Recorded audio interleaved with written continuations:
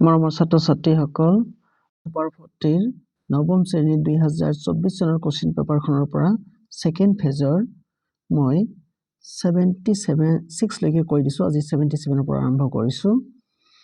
যি প্ৰক্ৰিয়াত গাখীৰক অধিক তাপমাত্ৰাত আংশিক বীজাণুমুক্তকৰণ কৰা হয় তাক কোৱা হয়।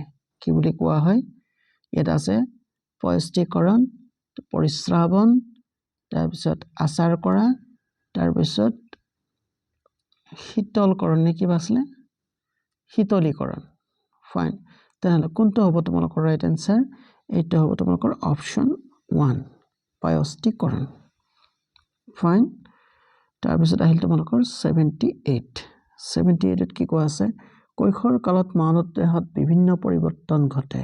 এই পৰিৱৰ্তনসমূহৰ সূত্ৰপাত চিহ্নিত কৰে। কিহৰ পৰিৱৰ্তনৰ সূত্ৰপাত চিহ্নিত কৰিলে এইটো হ'ব?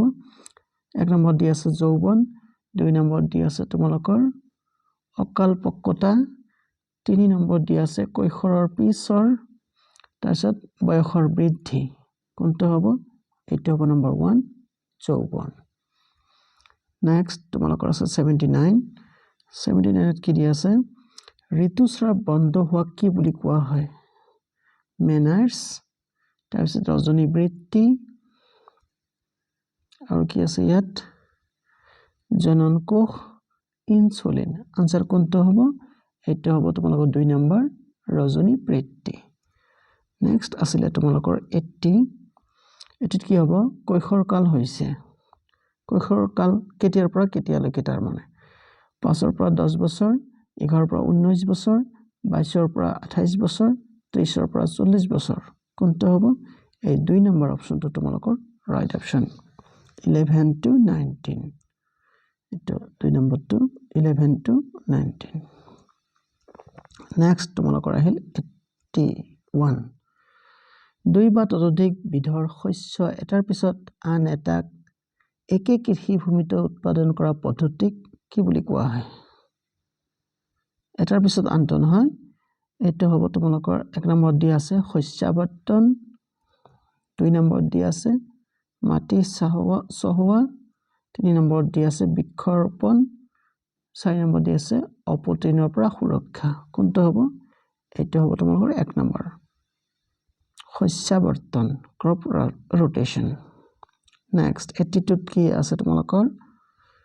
যে যি ঔষধে বেমাৰ সৃষ্টিকাৰী অণুজীৱক ধ্বংস কৰে বা ইহঁতৰ বৃদ্ধিত বাধা জন্মায় তাক কোৱা হয় এন্টিবায়টিক, এন্টিবডি, এন্টিজেন আৰু প্ৰতিষেধক চিটা। কোনটো হ'ব? এইটো হ'ব এন্টিবায়টিক। মনত ৰাখিবলৈ মুখস্থ বিদ্যা। তাৰপিছত আছে তোমালোকৰ 83 দেশত মুকুলোদ্গম, এইটো মুকুলোদ্গম হ'ব লাগিছিল পাৰ্ডিং। মুকুলোদ্গম দেখা যায় ক'ত?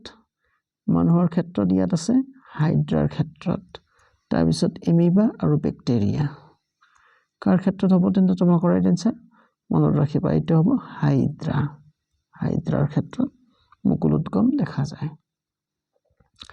84 আছে তোমালোকৰ কি? যে ডিম্বাশয়ৰ পৰা উৎপন্ন হোৱা জনন কোষক কি বুলি কোৱা হয়? ইয়াত আছে জাইগট, ডিম্বাণু, তাৰপিছত ইয়াত কি ব্লাস্টুলা, আৰু ইয়াত আছে শুক্ৰাণু। ডিম্বাশয়ৰ পৰা উৎপন্ন হয় সকলো মনত ৰাখিবা ডিম্বাণু, অভাম।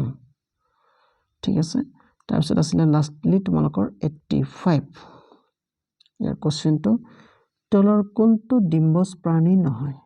ডিম্বজ প্ৰাণী মানে কণী দিয়া প্ৰাণী। কণী দিয়া প্ৰাণী কোনটো নহয় বুলি কৈছে?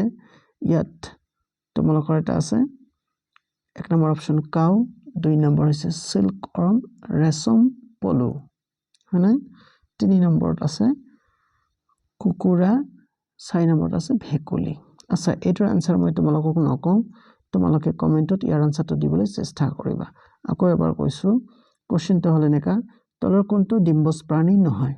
তাৰ নেকি কণী দিয়া প্ৰাণী নহয়? গৰু আছে, 2 নম্বৰ আছে ৰেশম পলু, 3 নম্বৰ কুকুৰা, 4 নম্বৰ ফ্ৰক। একেবাৰে সহজ কোশ্চেন। আশা কৰিছো তোমালোকে ভিডিঅ'টো ভাল পাবা। লাইক কমেন্ট শ্বেয়াৰ কৰিবা আৰু 84 আনসাৰটো কমেন্টত লিখিবলৈ চেষ্টা কৰিবা। পাৰিলে তোমালোকে মোৰ চেনেলটো ছাবস্ক্ৰাইব কৰিবা। চোৱাৰ কাৰণে ধন্যবাদ।